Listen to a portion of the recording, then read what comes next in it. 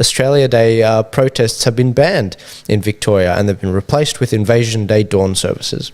Are you ready for this, guys? Black Lives Matter, do you remember all that? How that was approved? Well, you're going to have Invasion Day protests being allowed, so get ready for that and enjoy it. If you don't like it, then speak up. Speak up. Honestly, I'm sick of Turn up. Turn up. Turn up. Make your voices known. Turn up. Yeah. There is no way that Comrade Dan has the lawful authority to ban an Australia Day protest. Think about what you're just being told. Oh, okay, we can't protest because Comrade Dan said we can't. Really? Well, here's another one for you that you might not be aware of. The masks. In New South Wales, good-for-nothing Gladys Berejiklian, the New South Wales Premier and Premier baby killer in the state, who authorised full-term abortion. And no, Gladys, I'm not going to let you get away with that. The directive came down that you must wear a mask in supermarkets. Yeah. Really? Okay, let's have a look at that. Now go to Advocate Me, where Serene has got all the data, so you can check this out. Please check it out for yourself, but here's the short version. There are exemptions to wearing the mask. Now, last week I explained how it's actually an unlawful direction. You cannot be forced to wear clothing or a mask or have your movement controlled unless you're under a control order. And to be under a control order, you must personally, not collectively, personally be proven to be sick in a court of law, and then there must be a pandemic as well, which we don't have. But even put that to one side. Yeah. There are exemptions to wearing a mask. Now, those exemptions include many things, and one of them might be you have a medical exemption.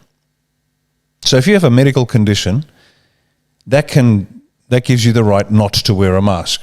Now, what does a medical condition comprise? Well, the obvious ones are respiratory illnesses where you have difficulty breathing, no problem.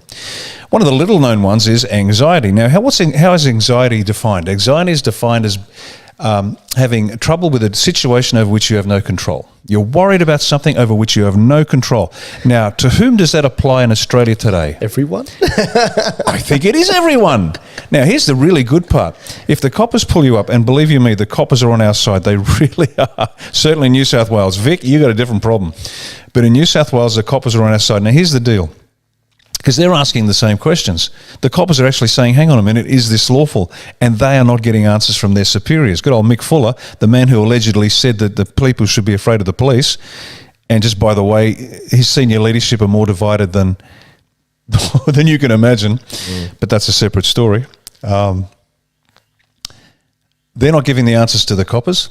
And if you suffer from a medical condition, let's say anxiety, like you're facing a situation over which you have no control and you're worried about it, you can say, well, I have an exemption. I have a medical exemption, and the police are not allowed to ask you what that cause of that medical exemption is, and they are not allowed to ask you for evidence of that simply because that's a breach of medical privacy.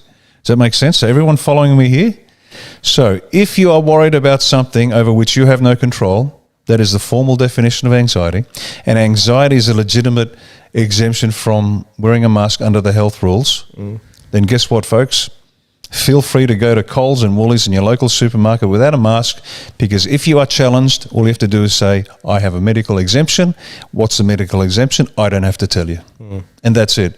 It is as pure and simple as that.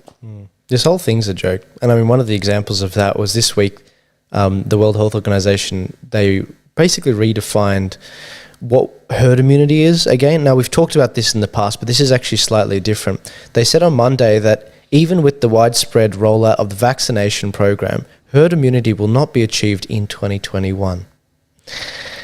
Dr. Soumya, I'm not even going to try and pronounce the last name, the health body's chief scientist, you can go find them, spoke at a press conference and urged people to continue strict social distancing measures for the rest of the year because it will take a while to build up that immunity. But you know what? These protests are fine, aren't they? Abolish Not Australia. Oh, yeah. Not a problem at all.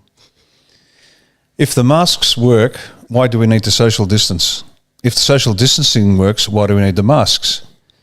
If the vaccine works, why do we need either? Because if you've got the vaccine and it works, then you're immune. But the vaccine doesn't work, apparently. You need a second vaccine. And even then, it's not guaranteed. Yep. Ladies and gentlemen, please make up your own mind. Does this make sense? Does it pass the sniff test? Does this smell right? The only thing these people have got going for them is the lie is so big that you cannot conceive that it is a lie. It is just so big. The whole world under control of a conspiracy? This is crazy talk. Except for one thing. That's exactly what Joseph Goebbels said. Hitler's Minister for Propaganda in World War II, Dr. Joseph Goebbels. Tell a lie, and if it's big enough, they'll believe it. Yeah, just keep repeating it. Yeah. Okay, let's talk about United States President Donald J. Trump's Executive Order 13959. Now, this executive order prevents investment in Chinese communist military companies. So every company that's invested in anything to do with Chinese communist military operations or capability or development is now legal. Now this is has a devastating effect on the American companies that are heavily invested in this, but it's effectively a declaration of war against China because they are ripping out the guts of the deal. And so this is the interesting part we're now at. This is the formal declaration of war that, as I said last week, China hadn't done us the courtesy of telling us that they're at war with us. Now, this is going to have impact in Australia as well, because we have any number of companies involved with the Chinese Communist Party. Trump has now made it illegal. It's going to affect everybody. The major Silicon Valley is going to suffer terribly. A lot of manufacturing is going to suffer. And so this is a declaration of war against the Chinese, and it's going to be fascinating to know exactly what happens. What's going to be next? Do you think that he'll invoke that in the next 6 days?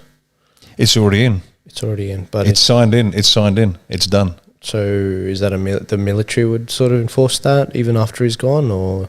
No. It's an economic weapon. It's an economic weapon. These companies now have to withdraw from any involvement in the Chinese Communist Party, which is absolutely sensible and prudent. Yeah, it should have been done ages ago. It's certainly one of our policies. Anybody has anything to do with the CCP, that'll be an act of treason and sedition. How can you materially aid an adversary who has demonstrably attacked our nation? So we'll be doing the same thing. We wrote that up some time ago. The next bit that I think is really interesting is the Insurrection Act. Now, this is the act that allows the president to, amongst other things, suspend habeas corpus and basically continue governing until the threat of insurrection has been defeated. Now, all the steps have been put into place, and this is still open to Trump to do, including one of the steps, as I said last week, was to formally tell the insurgents to disperse. Now, this allows him to continue governing the United States.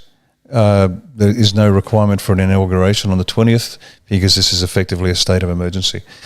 Now, this is not unusual. It's been rolled out 23 times in the US's history. So it's not an unusual thing. Most recently, 96, I think, George Bush Sr., the LA riots, he rolled it out. He considered doing it later as a result of one of the hurricanes. Trump threatened to do it in relation to some of the riots, but never did. So this rolling out the Insurrection Act is not anything unusual or new. Once again, the lamestream media will try to persuade you that it's something controversial and challenging. It's not. It's just part of the rules because they're smart. So it's going to be extremely interesting watching whether Trump rolls out the Insurrection Act, continues governing, utterly legal. Lincoln did it. Yeah, and when Lincoln did it, just if you don't mind, he actually ended up, I think, jailing the Chief Justice at the time. It was let's say, contributed to his night at the theatre. But it's been done before. It makes sense, particularly when you're under attack from an insurrection. And so they're two little things that I guess you won't hear on the news, but keep your eye out for both those things, Executive Order 13959 and the Insurrection Act, and the implications, the impact it's going to have on China and the United States.